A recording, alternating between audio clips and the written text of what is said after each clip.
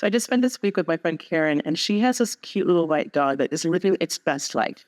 It goes on trains, it goes on planes, it goes on boats. And I was like, wow, how did you meet this dog? And she told me this story about how this little dog had been lost for 3 days, running up and down this highway, and someone finally took it to the SPCA where she found it. And I'm looking at this dog living its best life, and I'm thinking, wow, when you're lost, you got to make sure you place yourself where you can be found. And that kind of opened this door to all of these like symbolic stories coming to me through animals. So the next week, I'm walking down the street, and I find this bird that's clearly fallen out of its nest, and it's not ready to fly yet. And I'm like, oh my gosh, what am I going to do with it? And I remember that I have this dear friend who actually does bird rescue. So I call her up, and we have this whole rigmarole. And finally, after like half a day, I am able to bring this bird to her bird sanctuary.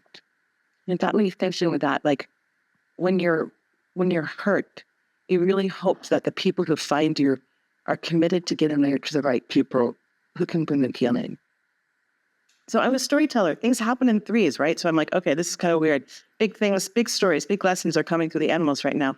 So I'm, back, doing my thing, going for a beautiful walk. But all of a sudden, this dog comes out of nowhere and just is like, adopts me. And it's like, you're my human. And I'm like, I'm not your human. I'm just going for a walk to this beautiful waterfall. But the dog is like, no, you're my human and we're going to hang out. So I was like, okay, great.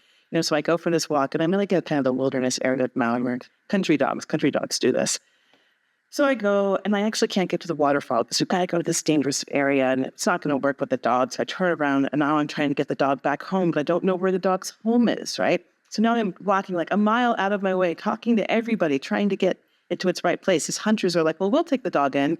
I'm like, no, this is like someone's pet dog. I don't want to like hand it over to the hunters.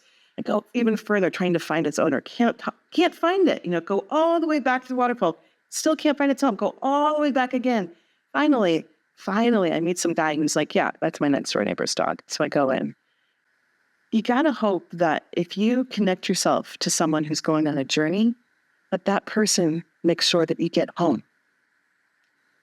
So I'm like, okay, that's enough. I'm like, wow, it's like I'm getting all these lessons from these animals about what it is to be a guide, what it is to be in that role and the responsibility, and how when we say yes to being a guide, that it's an honor, it's a privilege, and there's so much responsibility in it, and there's so much joy, and there's so much privilege.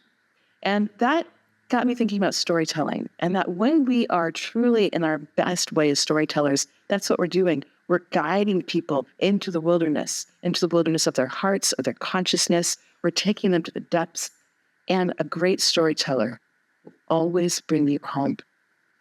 This is one of the favorite parts about storytelling, and it's one of the parts that we don't always talk about, and it's one of the pieces that we're going to be really accentuating in this next course set that we're going into, which is called Essence, Getting to the Roots of Our Stories.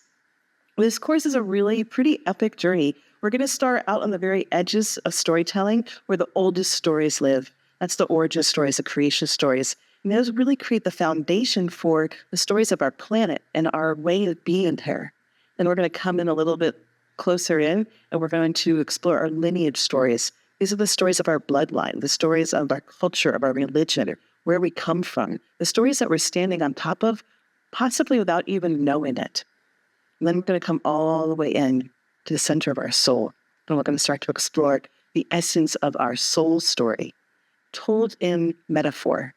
And that's why I love telling you this story about these animals, because I was learning so much through the metaphors of experiencing them. And that's what metaphor is. It's the language of the unseen world. It's the language of story. Some even say it's the language of spirit speaking to us through story.